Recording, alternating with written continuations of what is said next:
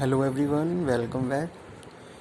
आज हम बात करें international trade, mode of entry in international trade. हमारा टॉपिक चल रहा था जिसमें हमने पहले डिस्कस किया था कि एक्सपोर्ट के जरिए हम इंटरनेशनल मार्केट में एंट्री ले सकते हैं, और भी हमने पढ़े थे। आज हम पढ़ रहे हैं आउटसोर्सिंग के बारे में और फ्रेंचाइजिंग के बारे में। क्या है आउटसोर्सिंग और फ्रेंचाइजिंग?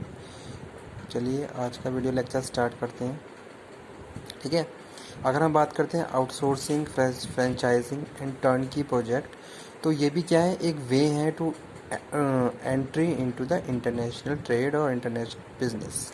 ठीक है, चलिए बात करते हैं आउटसोर्सिंग की। It is a cost effective strategy used by companies to reduce cost by transferring portion of work to outside suppliers rather than completing its internally allocating business function to other countries। ठीक है, अगर हम बात करते हैं outsourcing की, तो जैसे क्या है, कंपनी क्या कर रही है, कंपनी कुछ अपने एक्स्ट्रा वर्क किसी दूसरी पार्टी से करवा रही है।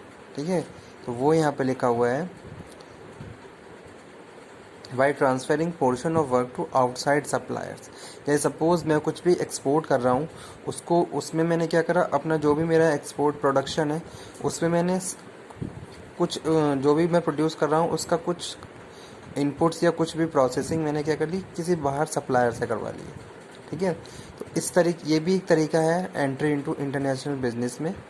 ठीक है, rather than completing its internally allocating business function to other countries। ठीक है, आप क्या कर रहे हो, आपके जो भी आपको ऐसा लग रहा है कि कुछ जो काम आप बहुत ज़्यादा अच्छे से नहीं कर पा रहे या आपके पास प्रॉपर रिसोर्स नहीं है उनसे रिलेटेड, तो आपने क्या करा, उन कामों को किसी एक्सटर्नल पार्टी से करवा लिया, किसी सप्लायर के थ्रू उनको करवा लिया। ठीक है, तो वो क्या है, आउटसोर्सिंग में काउंट होता है। तो इस तरीके से हम बात कर रहे हैं, it is a cost effective strategy used by companies to reduce cost by transferring portion of work. ठीक है, यानी कि कुछ वर्क क्या कर लिया आपने, ट्रांसफ़र कर दिया दूसरों को, और उनके थ्रू आप क्या कर रहे हो, उनको कंप्लीट करवा रहे हो। तो वो यहाँ पे हम बात करते हैं। जैसे सपोज जैसे बहुत सारी कंपनी है, अपनी कंपनी के कुछ ऑपरेशंस क्या हैं, दूसरी कंट्री के थ्रू फॉलो करती हैं। ठीक है, जहाँ वो जो दूसरी कंपनी है उनके फंक्शंस को प्रॉपरली क्या कर रही है, अपनी कंट्री में प्रोसीड कर रही है। तो ये भी एक तरीका है किसका, एंट्री इनटू इंटरनेशनल बिजनेस। ठीक है, नेक्स्ट लिखा हुआ है franchising. It is system in which semi independent business own pay fee and royalty to parent company in return for right to be identified by its trademark, to sell its product or services, and often to use its business format as system। ठीक है, तो franchising की बात करें तो franchising भी क्या है, एक वे है to entry into international business. जैसे सपोज आप बात करते हैं, जैसे टेम्पटेशन की बात करते हैं, टेम्पटेशन ने अपनी क्या है, फ्रेंचाइजी दी किसी दूसरी को। ठीक है, अब जो जो भी,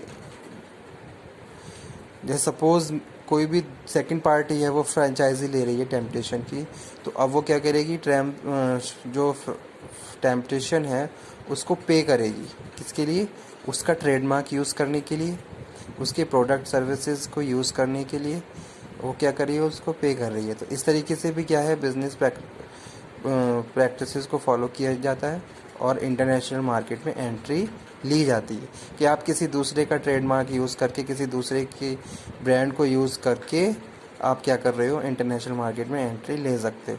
ठीक है, तो ये भी एक तरीका है entry into international market. Next one है turnkey projects. It involves the delivery of operating industrial plant to the client without any active participation.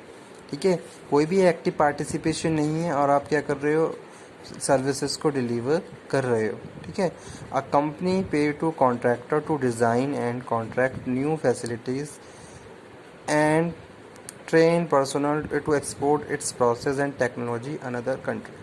ठीक है, जैसे सपोज आप क्या करें, आपने क्या करा, कॉन्ट्रैक्टर को हायर किया है, किसके लिए, टेक्नोलॉजी ट्रांसफॉर्मेशन के लिए।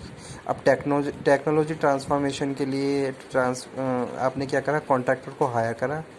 ठीक है, अब वहाँ पे जो कॉन्ट्रैक्टर है वो सारे इन जो टेक्नोलॉजी से रिलेटेड जितने भी फंक्शंस हैं उनको फॉलो करवा रहा है। ठीक है, तो इस तरीके से भी आप क्या कर सकते हो, कोई भी आपका एक्टिव पार्टिसिपेशन नहीं है लेकिन फिर भी आप क्या कर रहे हो, इन्वॉल्व हो किसमें, इंटरनेशनल बिजनेस में, ठीक है। तो ये भी एक तरीका है एंट्री इनटू इंटरनेशनल बिजनेस। कोई भी एक्टिव पार्टिसिपेशन नहीं है, फिर भी आप अपने कुछ इफ़ेक्टिव ऑपरेशंस के थ्रू इंटरनेशनल मार्केट में एंट्री ले सकते हो, ठीक है। जैसे कि यहाँ पे एग्जांपल लिखा हुआ है, एक कोड मैंने किया हुआ है, ठीक है। जैसे कि यहाँ पे हम बात कर रहे हैं टर्नकी प्रोजेक्ट्स की। It involves the delivery of operation industry plant to the client without any active participation. कोई भी एक्टिव पार्टिसिपेशन नहीं है, फिर भी आपने क्या करा, आप उसके लिए अपनी जो भी आपके ऑपरेशंस, जो भी सर्विसेज हैं, आप उसको डिलीवर कर रहे हो। A company pay a contractor to design contract new facilities and transfer export its process and technology another country. जैसे यहाँ पे मैं एग्जांपल के तौर पे बात कर रहा हूँ कि आप क्या कर रहे हो, टेक्नोलॉजी ट्रांसफॉर्मेशन के लिए आपने क्या करा, आप किसी दूसरे कंट्री को टेक्नोलॉजी ट्रांसफ़र कर रहे हो।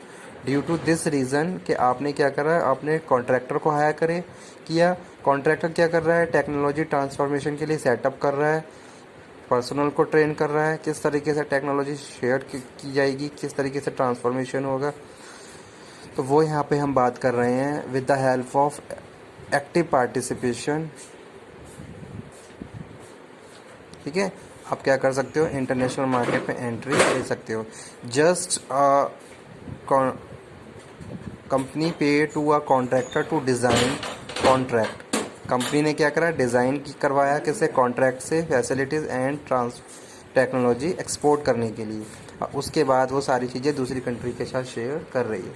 तो ये भी एक तरीका है इंटरनेशनल मार्केट में एंट्री लेने का टर्नकी प्रोजेक्ट्स में, ठीक है। जैसे नेक्स्ट हम बात करते हैं स्ट्रेटेजिक अलायंस की। स्ट्रेटेजिक अलायंस में क्या होता है, दो कंपनी आपस में मिलके काम करती हैं, लेकिन अभी वो बस कुछ टाइम के लिए म्यूचुअली काम कर रही हैं, लेकिन उनकी इंडिविजुअली आइडेंटिटी मार्केट में बनी हुई है, ठीक है। कुछ उनके कॉमन ऑब्जेक्टिव्स हैं जिनको कंप्लीट करने के लिए कंपनी ने स्ट्रेटेजिक अलायंस किया, और उसके बाद फिर वो अपने सेम उसी वे में काम करना शुरू कर देती हैं जिसमें वो पहले इंडिविजुअली काम कर रही थी। तो स्ट्रेटेजिक अलायंस भी एक वे है to entry into international business, ठीक है। कंपनी जैसे सपोज कभी कभी कंपनी के पास फाइनेंशियल रिसोर्सेज प्रॉपर नहीं होते हैं, तो उस केस में कंपनी ने कुछ भी ऐसे फैक्टर्स हो सकते हैं जिसकी वजह से स्ट्रेटेजिक अलायंस हुआ है, just because of complete their common objectives. जो भी उनके कॉमन ऑब्जेक्टिव्स हैं उनको अचीव करने के लिए उन्होंने कुछ टाइम के लिए कॉन्ट्रैक्ट किया एक साथ काम करने का, ठीक है। और जब उनके वो ऑब्जेक्टिव हो गई कंप्लीट, तो उसके बाद फिर सेम वे उसी रूप में काम कर रहे हैं जैसा कि वो पहले करते थे। तो स्ट्रेटेजिक अलायंस भी ऐसे ही हम बात करते हैं मर्जर एंड एक्विजिशंस की। तो मर्जर और एक्विजिशंस भी क्या है, एक वे है to entry into international market. जैसे सपोज दो कंट्री में जो कंपनी है आपस में मर्ज होकर काम कर रही है, ठीक है। और एक्विजिशन, किसी एक कंपनी ने दूसरी कंपनी को एक्वायर कर लिया just because of scarcity of financial resources या एनी अदर रिसोर्सेज। तो इस तरीके से मर्जर एंड एक्विजिशंस भी क्या है, मोड ऑफ एंट्री है इनटू इंटरनेशनल बिजनेस, ठीक है। तो वो हम यहाँ पे बात कर रहे हैं इंटरनेशनल ट्रेड में, ठीक है।